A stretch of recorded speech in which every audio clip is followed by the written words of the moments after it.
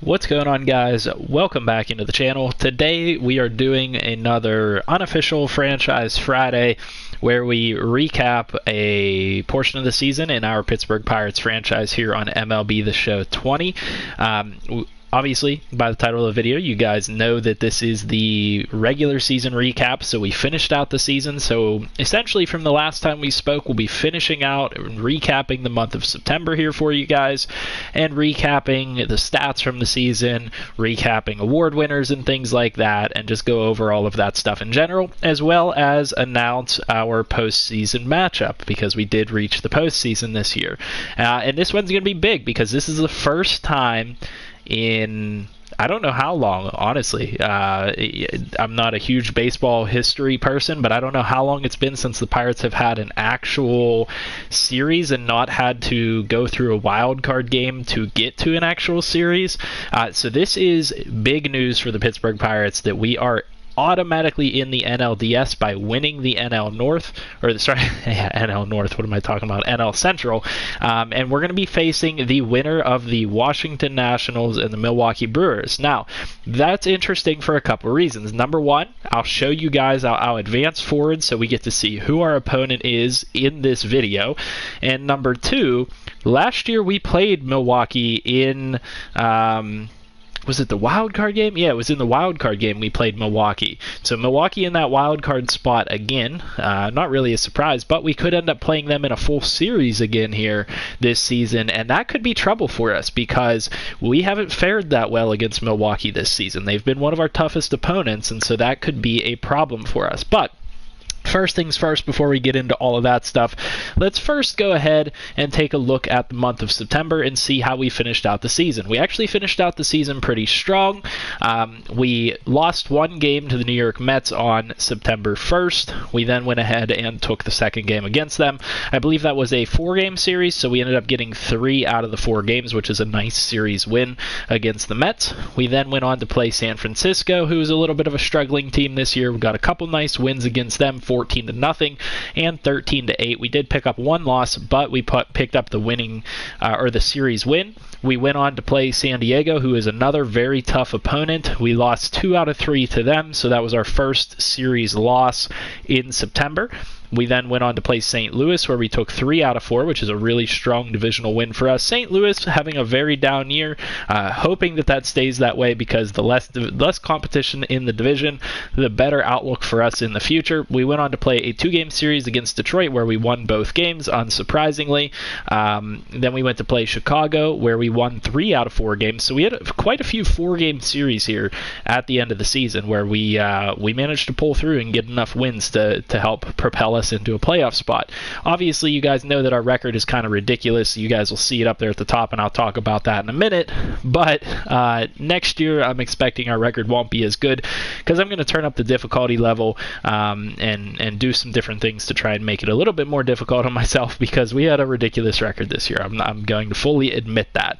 But a lot of it was simulation. I mean, honestly, it started off with having a lot of good wins because I was playing games, and then I decided to simulate more. And so maybe I mismanaged it a little bit, but we at least managed ourselves to have a really good record, which is a good sign for the franchise.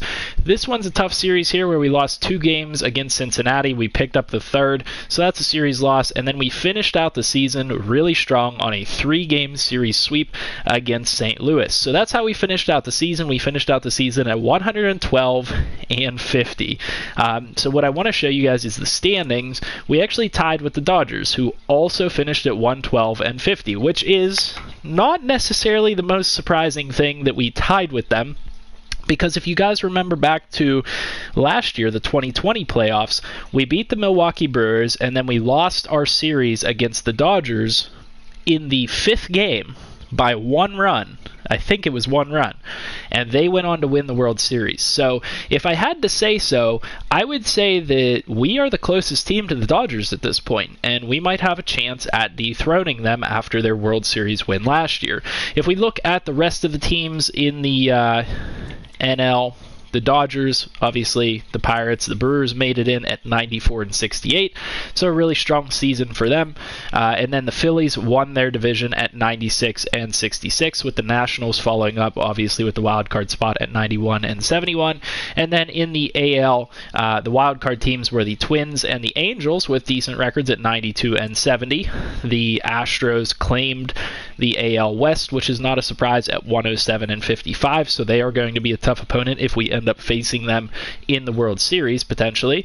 The AL Central was taken by the Indians at 97 and 65. The AL East was taken by the Rays at a somewhat weak 92 and 70. So as you guys can see, this division has kind of fallen off a little bit. Like, don't get me wrong, these teams are all really good, and it could be a sign that they are just so competitive with each other that they're giving each other losses, and nobody's really running away with it. But it is striking to me that none of these teams had 95 plus wins. You consider a division that has the Rays, the Red Sox, the Yankees, the Blue Jays. Those teams should all have a shot at winning a lot of games, and none of them are. So that one's interesting to me.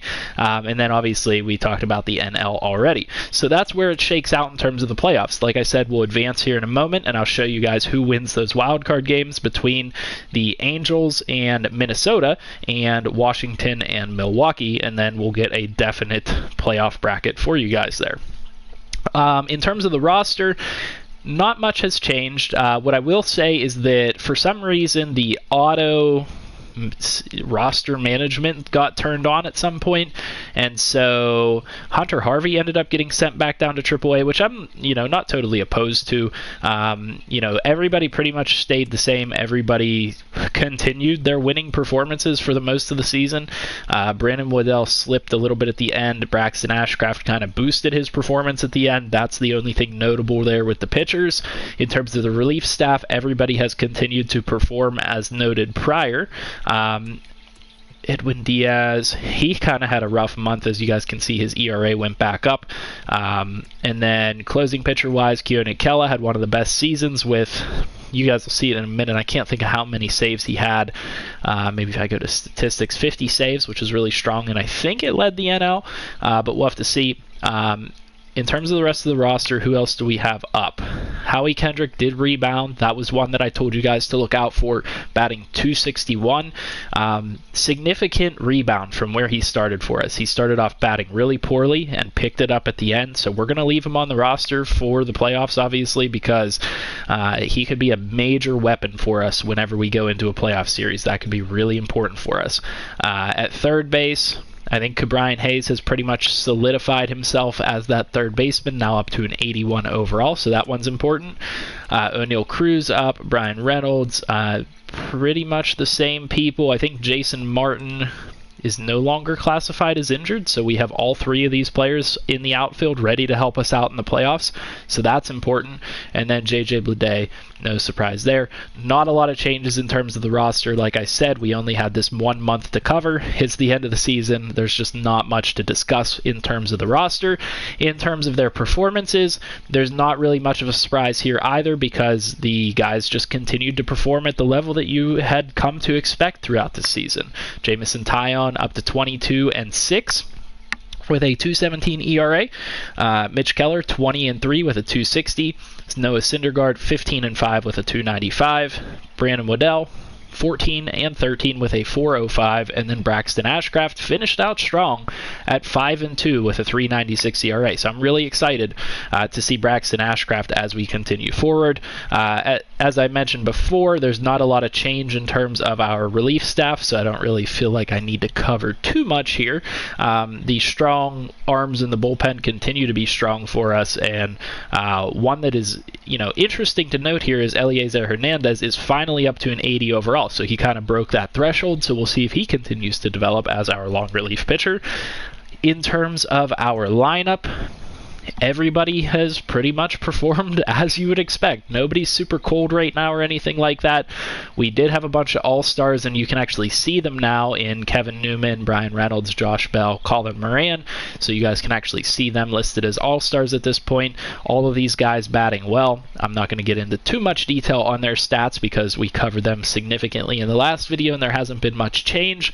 The major change, as I had noted, was Howie Kendrick really getting his bat together and really starting to hit well for us. And then Sean Murphy, actually, this one is an important one to note because he's batting .281, which is really good for him. I mean, he just had not been batting that well up to this point. Now he's up to .281. He's up to an 80 overall, so he also broke that 80 overall threshold, which is really nice to see. And I look to continue to get further development out of him, and we'll see what he can do in the playoffs, because this is going to be important to get production out of these players in the playoffs and continue to see what we can make happen. So that's where we're at in terms of the roster. That's where we're at in terms of pitching rotation. Let's see what else. We could probably cover our GM goals here. So our GM, and I don't think I covered this before, but in the 2020 season, our GM goal was to finish over 500. Obviously, we far surpassed that at 89 and 73, where we lost the NLDS to the Dodgers, and so we got a good rating that season. Our yearly goal this season was to reach the postseason. Or actually, maybe I'm looking into that incorrectly. Our yearly goal was to finish over 500 again, which obviously we way surpassed. And our contract goal was to reach the postseason. So we're getting a GM rating of A right now, which is no surprise because we're far exceeding expectations for the Pittsburgh Pirates. We're in year 2 of 3 of our contract, and we have high job security. We've gotten a bunch of these performance things locked down. Not going to go into too many of them, but we've gotten a lot of them. So just wanted to recap that and let you guys know that we probably will be getting a contract extension at the end of next season to stick around for quite a while, because I do have GM contracts on. Next thing to talk about would be league leaders and awards, so let's go ahead and go over some of those. Just at a first glance, obviously, Jameson Taillon, Mitch Keller led the NL in ERA. In terms of pitching wins, they were both up there as well.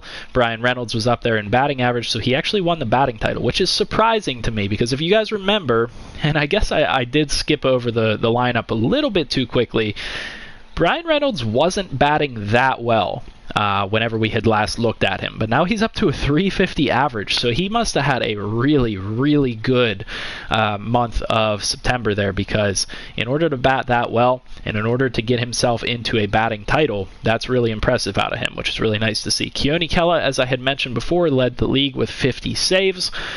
Mitch Keller had 251 strikeouts, tying Jacob deGrom for the most strikeouts, and that is all we got there. So we can actually click in now and look at these things. I skipped over the first one. Jameson Taillon 217, Mitch Keller win percentage, Jameson Taillon 22 wins, and Keone Kela saves. So they're just mentioning all of the leaders. So we'll go through and just scroll through for every team, just because we don't have a ton to recap during this video. Batting average, obviously Bryan Reynolds. In hits, Bryan Reynolds came in second, a close second, which is really nice. At bats, Kevin Newman is on this list. I'm not sure how some of these teams get so many at bats. I guess maybe they just score a ton of runs and kind of bat through their lineup. This guy, how did he get that many at bats as a 69 overall? Hey, more power to him. Whatever the Giants are doing over there, they're doing it well. Bryan Reynolds led the league in doubles, the NL anyway. Kevin Newman came in second in triples. Home runs, we didn't have anybody hit a ton of home runs. I would have liked to see Josh Bell on this list, but I'm not upset to see Bryan Reynolds there. It's a little surprising to me. Josh Bell is down here, and one that is a pleasant surprise is O'Neal Cruz hitting 29 on the season. RBIs, Josh Bell up there at 6th place, which is really nice to see, which means he's getting a lot of production out of that 4 spot. Runs, getting quite a few out of Bryan Reynolds and Kevin Newman. Again, no surprise because they are a little speedy. Stolen bases, Kevin Newman, that's what I like to see. 30 stolen bases out of him on the season. Quite a few walks from Colin Moran, which is a nice contribution. That's absolutely great to see. And another reason why I have been so hesitant to trade him away, because he's been so good for us. On-base percentage, Brian Reynolds, no surprise. Slugging percentage, Brian Reynolds. So Brian Reynolds should essentially be the MVP. I haven't looked at the awards yet. This is my first time looking at all this stuff. You guys are seeing it real time at the same time that I am. So based on what I'm seeing here, if it's not one, I don't know. I don't know exactly how it works. I don't know if a pitcher can win MVP. I thought that they could, but if it's not Brian Reynolds, I would assume that it's Jameson Taillon based on his performance, pitching 22 wins on the season, just blowing everybody else out, and far surpassing the AL, actually. And then we have losses. Mitch Keller only had 3 losses on the season, so he could potentially be in that running as well because of his combination of wins and losses, only picking up 3 losses on the season. Saves, Keone Kela having 50. That is his second year in a row leading the league. He actually tied Roberto Ozuna, which is nice to see, of the AL. In terms of ERA, Jameson Taillon, Mitch Keller, Noah Syndergaard, all up there in the top 10, which is fantastic to see out of those guys. Home runs allowed, Jameson Taillon has only allowed 16, which again is really nice to see. Nice to see my boy Tyler Glasnow up here performing really well. He actually did really well after we traded him to the Marlins. He has become their ace by far and away. So I think that trade has actually paid off more for them than it has for us, because I was expecting to get more out of Blade than I have gotten so far, and Tyler Glasnow has shot up to an 89 overall. I think Blade's only up to an 85. So good to see that they benefited from that trade in some way. 2 pitching shutouts out of Taillon and Waddell. That one's kind of surprising. We got 2 shutouts out of him. Dang. We got 1 out of Syndergaard, 1 out of Ashcraft came up and pitched a shutout. That's phenomenal. I really look forward, and I'm telling you guys, I really look forward to using him as we move forward. He is going to be a fantastic player, a fantastic addition to our rotation. Strikeouts, Mitch Keller obviously tied for first with 251. Complete games, Taillon had 3, which is nice to see. Waddell had 2, obviously, if he got those shutouts. And that actually means that Taillon had a complete game that was not a shutout. So he had 2 complete games, shutouts, and a complete game that was not a shutout. Innings pitched, Jameson Taillon, no surprise that he's up there. Walks allowed, we didn't have many people on here. It seems like our guys kind of gave up a decent number of walks.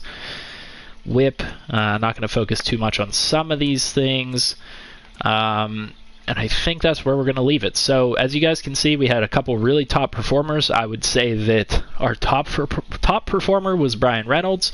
Let's go ahead and look at the awards. So it'll tell us here, Brian Reynolds won the Silver Slugger Award at left field. Not a surprise. O'Neal Cruz won NL Rookie of the Year. Now that's what I like to see. Congratulations to O'Neal Cruz. A mistake that he was even on our roster to begin with this year. A happy mistake, actually, because I messed up his contract options, or his contract... what's the word I'm thinking of? The things that let him be sent down to the AAA. I don't know. I'm blanking on the word right now. We're just going to cruise past it. But I used all of those, and so he had to be stuck on our Major League roster, and it turned out in a really positive way for us. So that's really nice to see. He won NL Rookie of the Year. The Hank Aaron Award goes to Brian Reynolds, best hitter, essentially. So that's really good to see. And then Cy Young, Mitch Keller took it away from Jameson Taillon. How about that, guys? Mitch Keller took away the Cy Young Award from Jameson Taillon, and that's really nice to see. Mitch Keller finished second behind Cody Bellinger for MVP.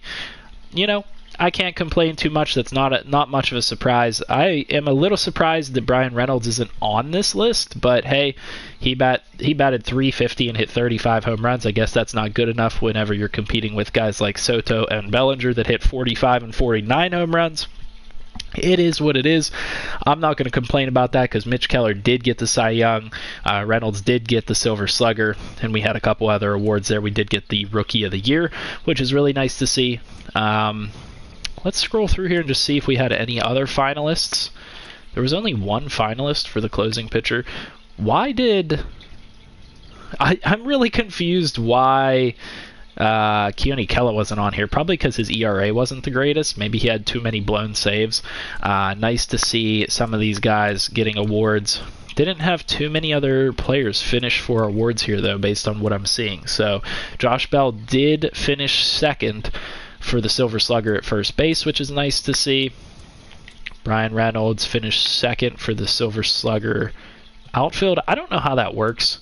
I don't know why. I really don't know how that works. Weird that there are like 3 silver. It's just called Silver Slugger outfield, not Silver Slugger left field, center field, right field. So that's why I said that. So that's where we finished in terms of awards, in terms of our league leaders. Let's go ahead and look at the injured list. It took everybody off the injured list at the end of the season. And I think that is the remainder of what we have to update you guys on. We can look at the top prospects and see if we had anybody finish on this list at the end of the season. I would be surprised. Yeah, Otis Matthews has been on there all season long, and Liover Peguero is on there now. So that's where we're at in terms of everything. Let's go ahead and advance and find out who our NLDS opponent is going to be. Let me know down in the comment section right now.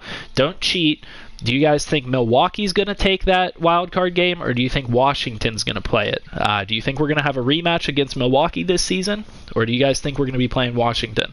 Let me know down in the comment section right now, and then we'll find out if you guys are right here in a moment. All right, I'm going to go ahead and advance. I'm not sure which day I need to advance to.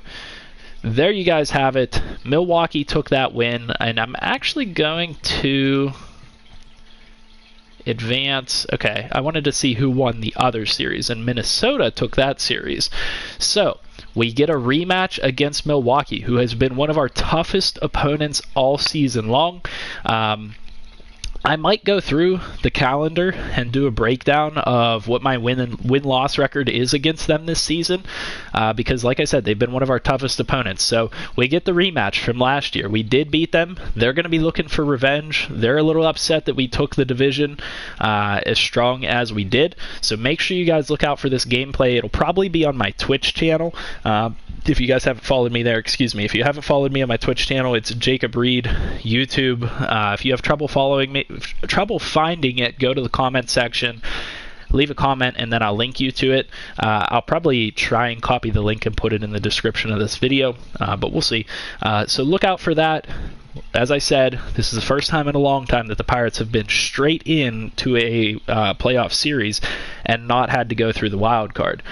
So if you guys are excited to see that, make sure you leave a like on the video. If you guys want to continue to see more of this franchise content, leave a like on the video. Subscribe to the channel if you're new. Comment down below with what you guys would like to see next. Any tips or tricks that you guys could use, let me know down in the comment section.